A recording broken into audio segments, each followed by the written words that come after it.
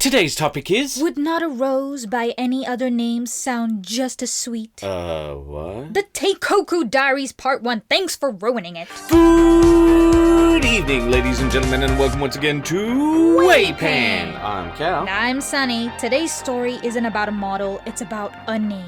And how something as simple as a name can shape your entire creative journey. We call it the Teikoku Diaries, but it didn't start that way. It started with a little cynical idea.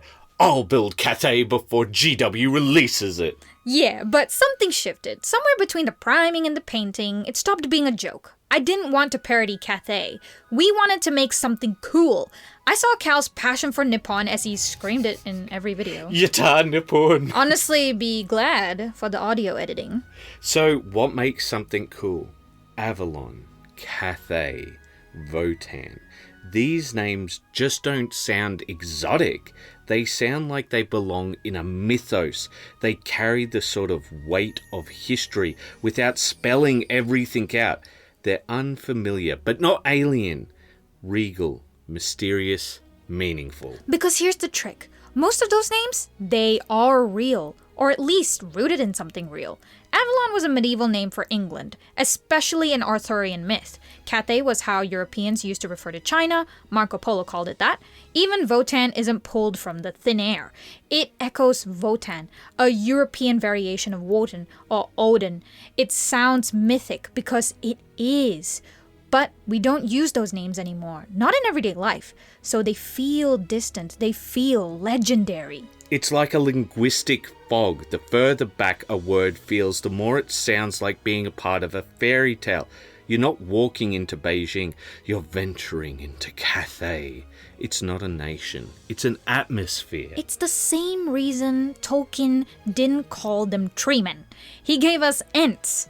Orcs instead of goblins, elves with Sindarin and Kenya. You're not just naming things, you're inviting people into a language they don't speak, but somehow understand. Even Games Workshop recognized this evolution. Back in the early 2000s, Jervis Johnson explained that the squats weren't retired because they were unpopular, but because the studio felt that they hadn't done justice to the dwarf archetype in 40k. They believed that the portrayal had become more of a caricature than a compelling faction. Exactly. So when they reimagined them as the Leagues of Votan, it wasn't just a name change. It was a chance to rebuild the concept from the ground up. Votan echoes Woden, another name for Odin, adding a mythic resonance that squats lacked. A name, that name, the Leagues of Votan. It sounds like something etched into ancient stone, doesn't it? Mm-hmm. It carries weight, history, and a sense of gravitas that invites you into this world. It's not just naming. It's world building by phoneme. The name has to sound like it comes from somewhere you'll never fully visit, but that you can almost picture. That's why Nippon didn't work for us. It's the actual name for Japan. It's just like calling your fantasy kingdom Australia. It would feel a bit undercooked. Undercooked? It didn't even go in the oven. So, Teikoku was born, not a direct translation, not a parody, but something that feels old, something with gravity, like how Eldar sounds like the memory of a language no longer spoken, or how Tyranid sounds like the sound a planet makes when it's screaming. Teikoku isn't just a name. Teikoku literally means empire in Japan, a term loaded with gravitas, history, and cultural ambiguity. But how does it feel? Half remembered, but rich with meaning. Just like Avalon, just like Cathay, Teikoku isn't just a name. It's a people, a place, a culture, all at once. Like all good fantasy names, it evokes everything in a single word. And speaking of names that carry a certain weight, have you ever wondered why the King James Bible sounds the way it does? That deliberate use of archaic language wasn't just a stylistic choice, it was intentional. The translators aimed to create a sense of reverence and timelessness, even if it meant using language that was already considered old-fashioned in their own time. Exactly! They weren't just translating words, they were crafting an experience. The use of thee, thou, and verily wasn't about accuracy. It was about evoking a sense of the sacred, of something ancient and unchanging. It's a powerful reminder that the words we choose and how we present them can shape the entire perception of a world, whether it's a religious text or a fantasy setting. So if Teikoku was going to be more than just a cool name, it needed a story to match. That's where the Date clan came in. Real samurai, real history. And, get this, they sent an embassy to the Pope, the actual Pope, in Rome in the 1600s. They were led by, Sonny, can you get this one? Hasekura Tsunenaga. A retainer of the Date clan, and that's quite a mouthful. It is. They crossed the Pacific and sailed to New Spain through Madrid and eventually stood in the Vatican. Samurai, bowing to the Pope under golden ceilings. And here's the kicker. They weren't just tourists. This was a mission of diplomacy and trade. One daimyo's vision of expanding his reach and establishing connections that, frankly, were centuries ahead of their time. It's like something out of a fantasy novel. A foreign delegation from the far reaches of the world arrives at the center of an imperial power, bearing gifts, intentions, and just enough cultural friction to make everyone nervous. And of course, Warhammer doesn't have a pope. There's no grand unified Europe. The old world is all Baroque city-states, gunpowder and halberds, theology and heresy, stitched together with skulls and steam. So I started to think, what if we took that moment from history and let it drift sideways? A ship from the east, a delegation of warriors, not to convert, not to conquer, but to negotiate, to plant their own banner in the heart of the empire. But unlike Earth, the old world doesn't have a Vatican. There's no singular seat of spiritual authority, no pope, no Rome. So, if the Teikoku were going to step into the heart of the West, they needed a different Rome, a different center of gravity, and that's where Marienburg comes in. Marienburg isn't holy. It is powerful, but it's not the soul of the empire. It's its wallet, a city of gold, intrigue, and endless trade routes. Everyone passes through Marienburg. Elves, dwarves, men, pirates, guilds, mercenaries. It's neutral ground in theory, but nothing about Marienburg is neutral in practice. Not even close, and that's what makes it perfect. If the Teikoku wanted to speak to everyone, to be seen, acknowledged, understood, they wouldn't march on Altdorf. They'd sail to the docks of Marienburg and make themselves known there. It's not diplomacy through church bells and choirs. It's coin, contracts, and clever words. It's standing in the center of chaos and insisting on being heard. That's, literal chaos, not the chaos. Anyway, and there's something beautiful about that. This isn't just a holy mission. It's not a crusade. It's a journey of identity, of legitimacy, of saying, we're here and we matter. And in a city where everyone's trying to outbid, outsmart, or outlast each other, the Teikoku didn't arrive to play the game. They came to rewrite the rules. But here's the thing, the old world, it's not exactly serious. Not all the time. It pretends to be grimdark and baroque, but just beneath the surface. It's absurd. Lovably absurd. It's a parody world, but not a cruel one. When Bretonian knights quote Monty Python, it's not mocking you for liking knights. It's inviting you to laugh with it, because it loves this ridiculous, feudal nonsense as much as you do. It's that larrikin spirit, that British pub energy, that feeling of, we're all part of this joke together. Halflings with humble pie just for you. Skaven engineers detonating themselves out of sheer optimism.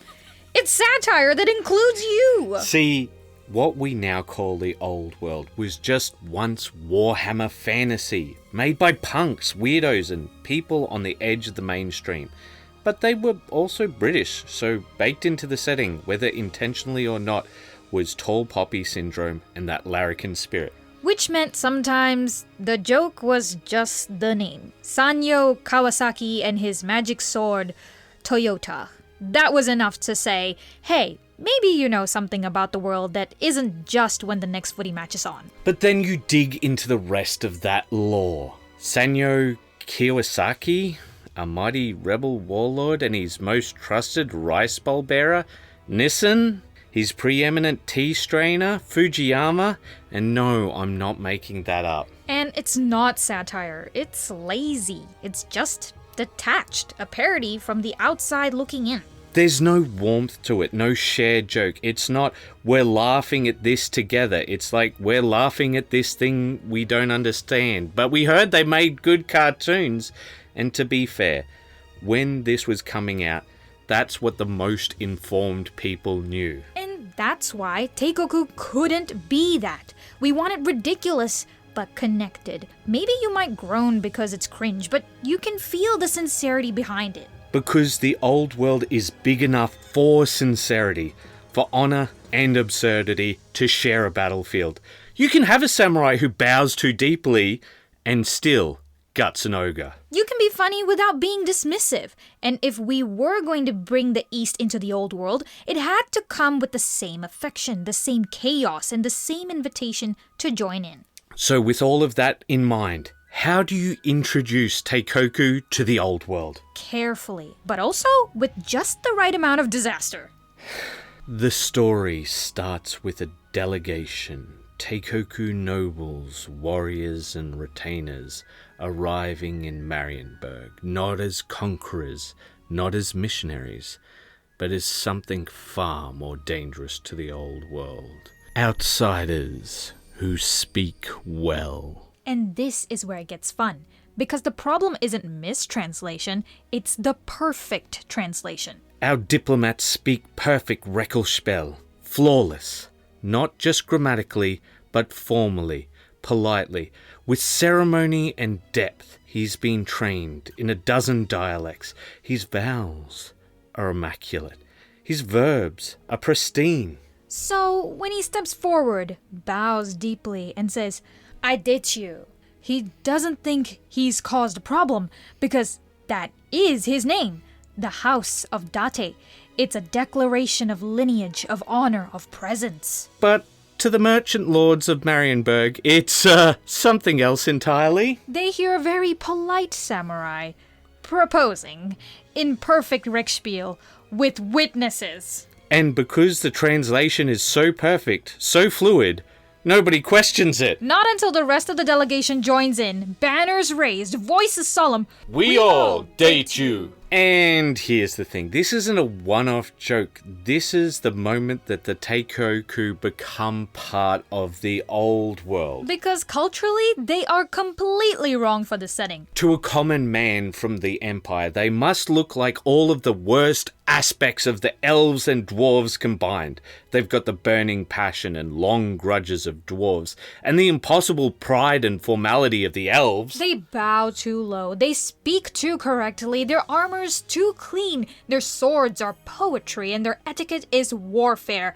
They're trying so hard to be noble that it circles back around and becomes ridiculous. You know the meme of Galeron from Star Trek? Eyes wide, intensity turned up to 11? Everyone was harmed during this recording! That's how every Teikoku diplomat looks all the time. And that's what makes it perfect, because without meaning to, the Teikoku become the in-game embodiment of that same tall poppy syndrome. They're earnest, they're proud, they think they're being respectful, and the rest of the old world thinks they're being weird on purpose. Which makes them fit. Not because they blend right in, but because they clash in exactly the right way. It's the satire loop closing in on itself. They're too sincere for a world that mocks sincerity, which makes them just Warhammer enough. But this is just the beginning of the Teikoku Diaries. There's still so much to share. We're going to dive into Stillmania Unbound, how we built a list with limits, but not compromises. How we painted them, chose their colors, layered their culture, wrestled with texture, tone, and whether a horse should have that many banners. The answer is no.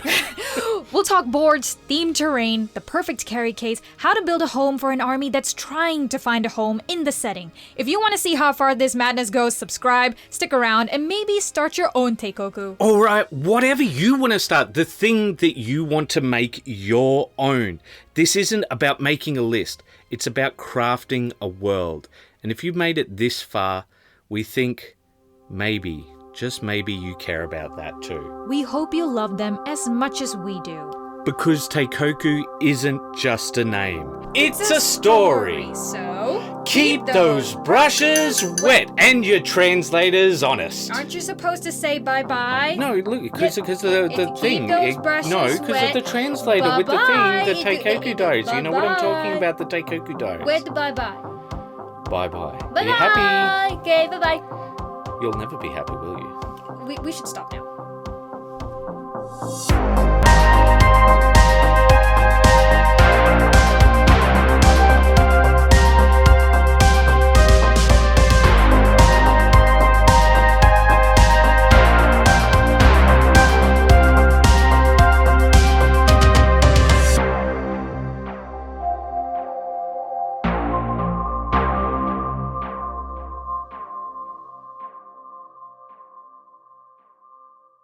Wait, your granddad really thought all cats were Japanese? Dead serious. He said that they were trying to say Akai, you know, like the stereo brand. So just every meow was a brand endorsement? He'd say, he'd point at the cat and go, look.